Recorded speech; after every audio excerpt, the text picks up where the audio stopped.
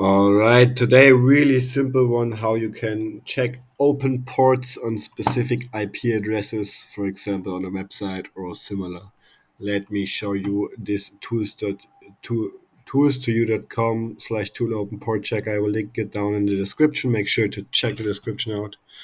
Um, you use an IP address of a site or simple something that you want to check out, right? And you use the port that you want to actually check out, right? For example, this, and I want to check this IP address with this port if it's open or it's closed. Let's check it. Give it a couple seconds. It will refresh.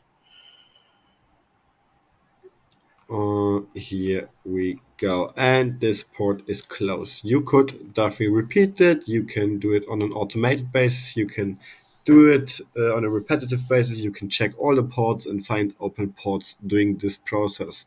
For example, let me check this. Maybe this is open, maybe not. You can automatically do that. You can check specific ports, etc., depending on your situation. But this is the easiest tool to check an open port for a specific IP. Check out the link in the description.